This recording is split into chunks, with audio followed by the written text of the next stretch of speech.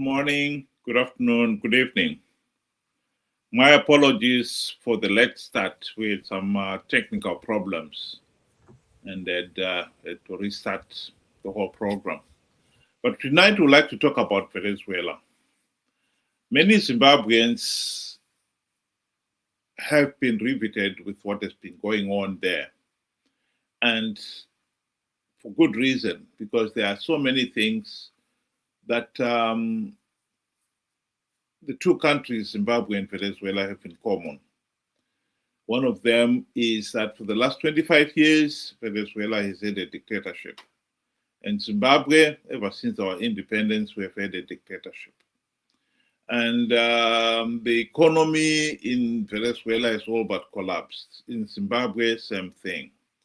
And millions of Venezuelans have left the country as economic/political refugees, and Zimbabwe similarly. So we'd like to talk about Zimbabwe, Venezuela, and Donald Trump in the same vein. So we'd like to start with a short clip on history of Venezuela, to just get some of us who are not up to speed. Want to learn about Venezuela? I'm getting the board. Whoever said teaching wasn't physical? All right, people want to know about what's going on between the United States and Venezuela, but in order to understand what's going on today,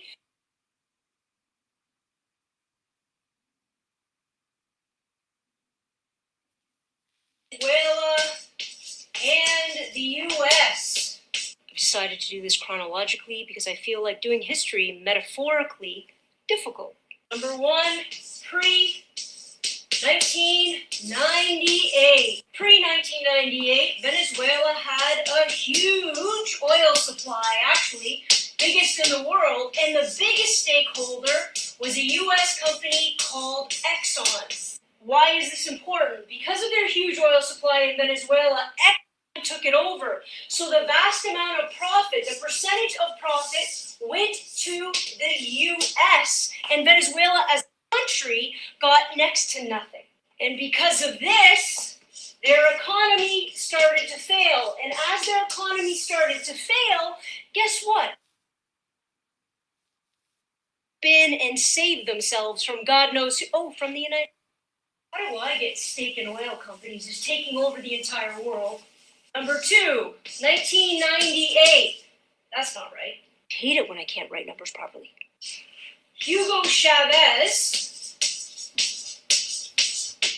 was a democratically elected president of Venezuela. Now, once he got in, again I say democratically, he started to push towards authoritarianism, and he started reducing the checks and balances of the democratic system. Side point, does that remind you of anybody else? He also started to rewrite the Constitution to solidify his dictatorial power. Parallels are really uncanny. In 2002, a woman named Maria Machado, ignore how I said that, but keep that name locked in your head because she's going to be important later, created an organization called SUMAT in order to overthrow the Chavez government. Psst, who do you think was funding her operation? You guessed it. W. Bush, President of the United States at the time, was funding her through the National Endowment of Democracy. You know what? People just make up names to mean anything nowadays. So through this national democracy, the United States funded Machado in order to overthrow Chavez. And when it didn't work, Bush said, not my problem, I didn't know anything about it. And she was eliminated from all political life going forward. And then, in 2002, Bush... Number four, in 2007, Chavez, reinvigorated with power and an authoritarian regime, decided to nationalize Venezuelan oil. Ruh-roh. That meant that Venezuela took all of Exxon's money, all their oil, and all their access to oil, and shifted the lion's share of profits back to Venezuela and left Exxon, well, not a lot of money. P.S. Exxon then sued and won $1.4 billion in a claim. But what kind of international police force are we going to get for Venezuela to be forced to pay Exxon? None. After that huge shift of economic power, a day, way down to 700,000 barrels a day due to corruption and, let's be honest, informal sanctions put on them by the United States because they just stole a bunch of their money from corporations. Stole might be a U.S. word, considering the oil was considered a Venezuelan resource, but who's counting? Imperialism out of 10, don't they? Ooh, new chalk. Number 5, a guy named Madero, used to be the VP of Chavez, takes over, and he starts building an even stronger authoritarian government. I forgot the year. 2013. Obama calls the drug cartel and this particular regime a threat to democracy and national security of the United States. That's then followed by Trump putting on economic sanctions in 2017. Are you with me so far? This is about to get interesting. I mean, even more corrupt. 6, 25. I brought you right up to the present. Maria. Remember I told you to remember that name, wins the Nobel Peace Prize. And who does she dedicate it to? None other. It's at this point that Donald Trump begins attacking boats, Venezuelan boats, calling them drug cartels, talking about democracy to Venezuela, and talking about how they're gotta go in and save some people. Oh, and P.S. Donald Trump wants his oil back. It's the ending that's really gonna get you. Why Donald Trump is doing this is why. I think the answer is gonna surprise you a little bit. Number 1, he is going to claim that he is going to liberate Venezuela. Guys, always be careful when the United States of America liberates anyone. Usually it means they're going to take it. And he's going to install Maria, normally excommunicated from all political life, but she's going to serve a purpose. Number 2, Chado will then give oil rights.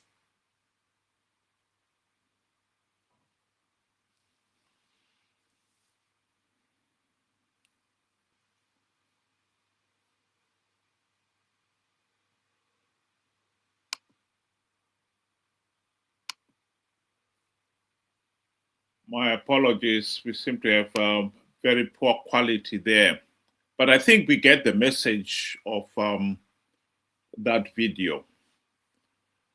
Ben, what do you have to say to that one?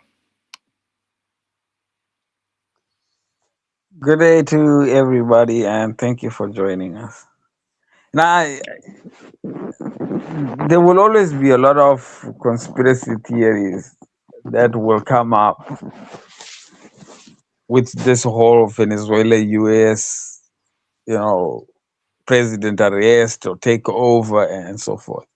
But, we would want to look at it I would want to look at it this way. Whenever you have an authoritarian regime or government or a dictatorship, you open doors to the outside world for takeover. Because one, the takeover has already been done from within. Your people are open to the idea. Your people invite the idea of liberation. They don't really care where it comes from. Look at Venezuela. Venezuela has been doing terribly.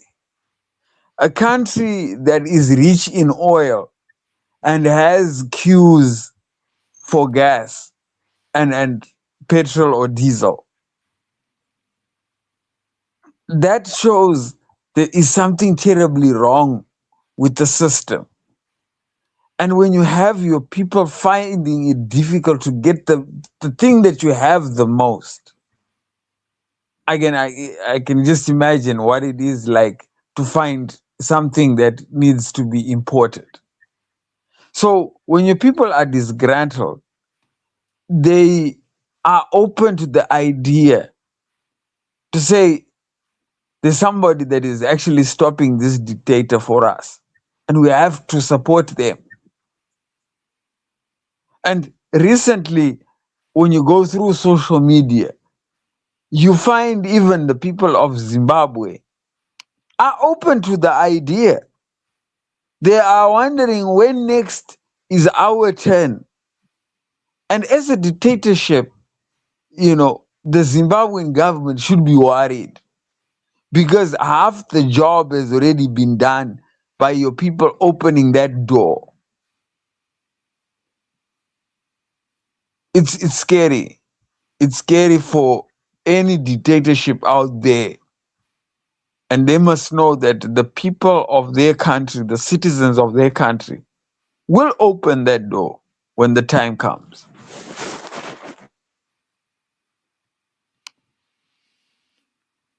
Well, that is very true.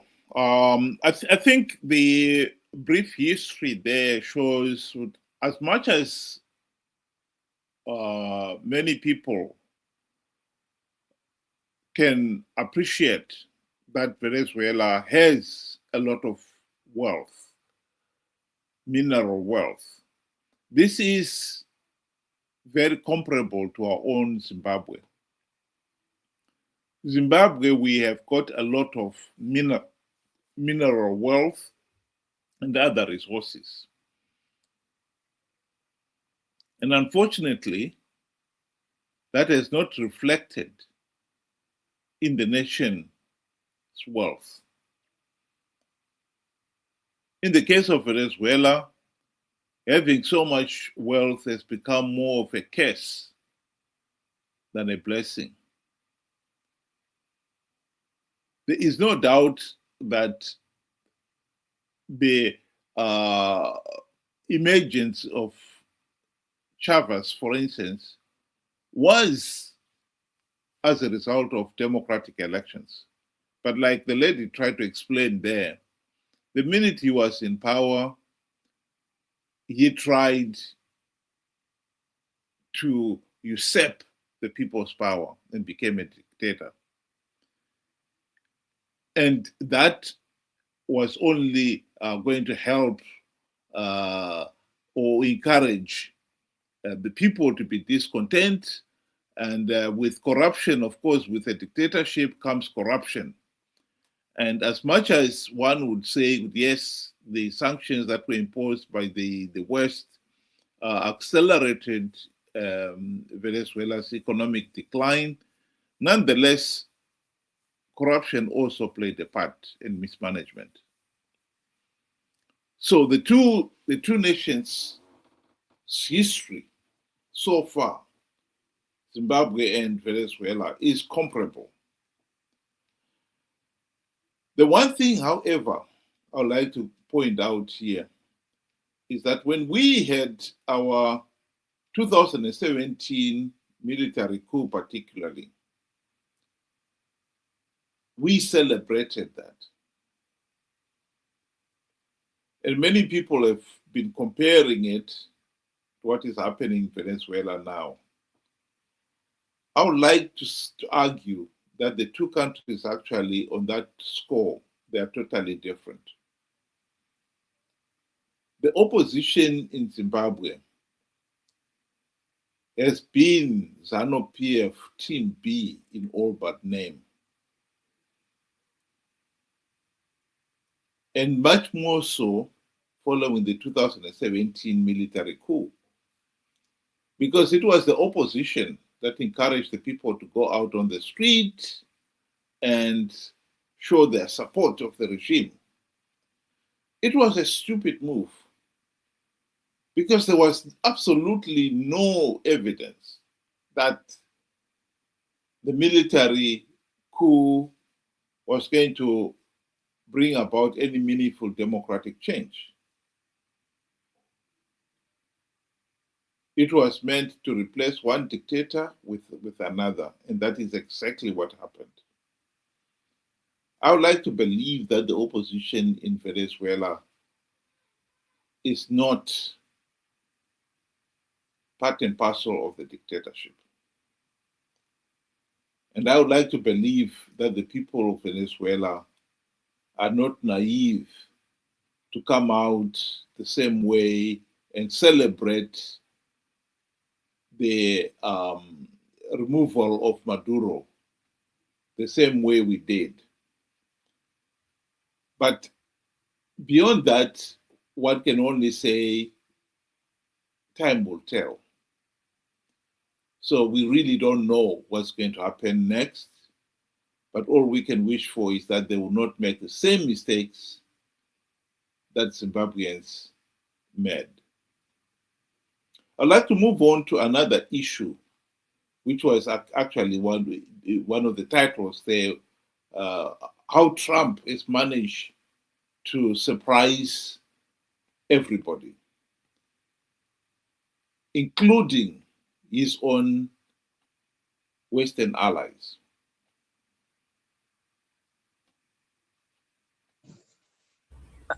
And I can't say, it was a surprise. I mean, I remember on this program, we spoke, just after the election of Donald Trump. And we knew that it was going to be one of those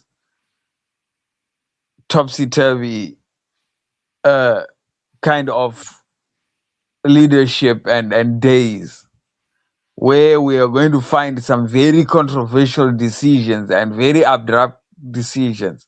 We knew that.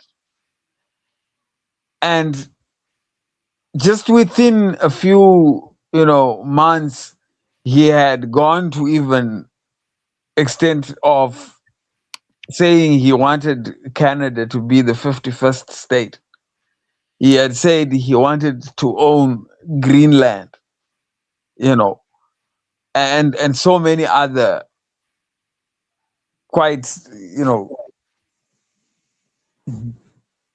controversial statements. So we knew exactly what was going on.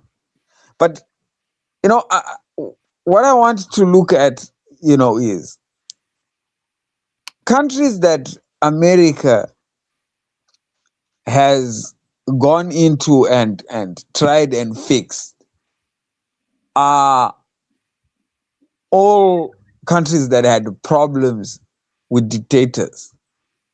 That's the common denominator there. They have never gone in a country that is doing perfectly fine and disrupted everything.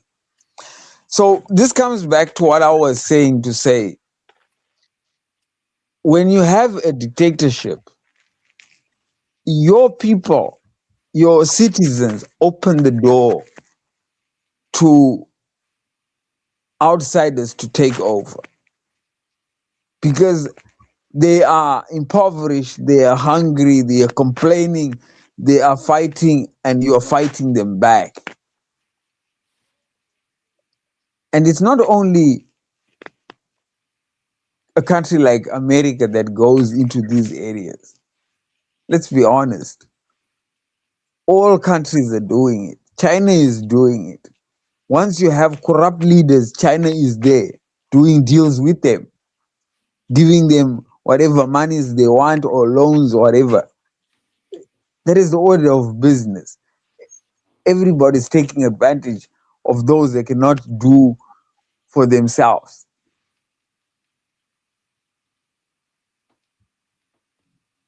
We open those doors, and it is guys like Donald Trump and China, Russia, and everybody else that sees it and goes in take what they need, and it's left for us to figure out what's the way next.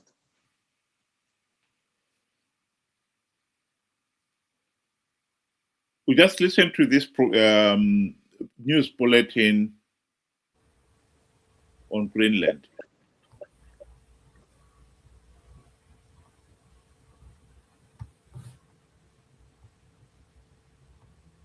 Breaking news to bring you now regarding the United States and Greenland. This is from Denmark's Prime Minister's office.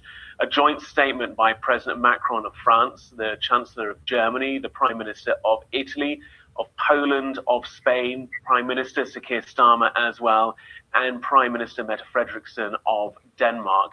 The joint signatories say the following: Arctic security remains a key priority for Europe, and it is critical for international and transatlantic security. NATO has made clear that the Arctic region is a priority, and European allies are stepping up. We and many other allies have increased our presence, activities, and investments to keep the Arctic safe and to deter adversaries. The United Kingdom of Denmark, including Greenland, is part of NATO. Security in the Arctic must therefore be achieved collectively in conjunction with NATO allies, including the United States, by upholding the principles of the UN Charter, including sovereignty, territorial integrity, and the inviolability of borders. These are universal principles, and we will not stop defending them. The United States is an essential partner in this endeavor. As a NATO ally, and through the defense agreement between the Kingdom of Denmark and the United States of 1951, Greenland belongs to its people. It is for Denmark and Greenland and them only to decide on matters concerning Denmark and Greenland. The statement there from the Denmark Prime Minister's office, a joint statement with the leaders of France, Germany, Italy, Poland, Spain, and Sir Keir Starmer, the Prime Minister of the United Kingdom, alongside that of the Prime Minister of Denmark, Mette Frederiksen, talking about the security of the Arctic, talking of international and transatlantic security, talking about NATO as well, and also of the United States being a partner in security and territorial integrity. Finishing with the line, Greenland belongs to its people. It is for Denmark and Greenland and them only to decide on matters concerning Denmark and Greenland. Responses there to the comments made by the President of the United States in the last few hours, and indeed the last few months, that in Donald Trump's mind, Greenland is essential for US security, and that the US seeks to have control of the territory. Bringing more developments, more reaction, and more analysis on that as we go. That was a reaction by NATO allies to the repeated statements by President Trump. I think President Trump has rocked the boat, the political boat, the international political boat, in many ways that many of us never ever thought you would do. This kidnapping, because that's what it is, of Maduro, a sitting president, is unusual. Let's be honest about that. And he is now doing it at the time when even his own allies are not sure what he's going to do next. I think the world is very unstable at the moment. And I think this will have serious economic and political consequences. God knows what else President Trump is going to do next. And the price for that is going to be enormous, especially for small countries like Zimbabwe and most of the African countries, third world countries. Because the disruption to the economy will make the big countries like USA, Europe, China, Russia have a cold. But when they cough, we in the third world countries will start coughing blood. This is the tragedy of what has happened in America. The tragedy of electing President Donald Trump. The Americans themselves have got a chance of voting him out of office in 4 years' time. We, in countries like Zimbabwe, we never had that chance. In 45 years, we've never held free, fair, and credible elections. ZANU-PF has rigged elections to stay in power. This is the subtle difference between what is happening in America and the reality in countries like Zimbabwe that is under dictatorship. Ben, do you want to give your closing remarks? What is happening in the world today, it simply for me is supposed to stand as an eye-opener to countries that are struggling under dictatorships. You are finding that once your people are struggling and are feeling the pain and are saying it out loud, other countries out there are hearing, and the people are open for any kind of takeover, whether hostile or not. Because I mean, look, if we were to go into Venezuela, and I think the media has shown how greatly divided the population is. Some are very happy to say, you did not know what we were going through. And it's all thanks to Donald Trump and America for coming through for us. So leave us be. And then obviously those that were benefiting from the regime are saying, no, we want our guy back. But my point is, once you have that door open, you essentially have lost half the war and you are prone for that hostile takeover. I mean, we have seen it in Zimbabwe, where people are greatly divided about the Chinese. Some are fighting the Chinese investors physically, where the Chinese are stabbing the locals, and the locals are bashing back the Chinese and so forth. It's a mess as it is.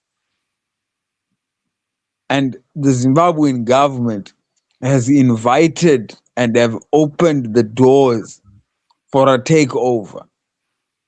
And, you know, we can spend the whole day saying what America wants is oil.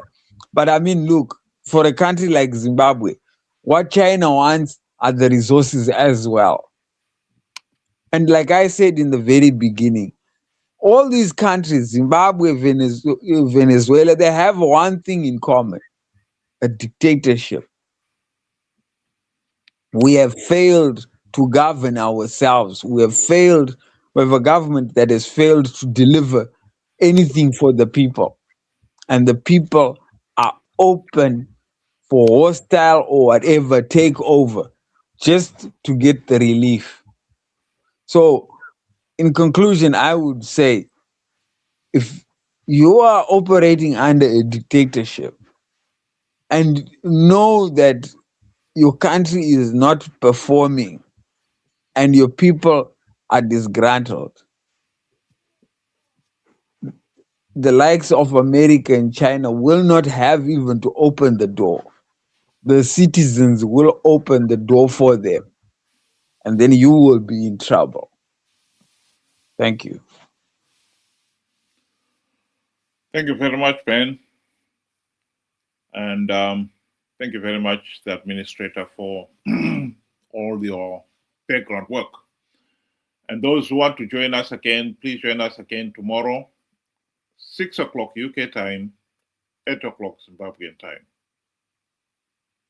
Good night.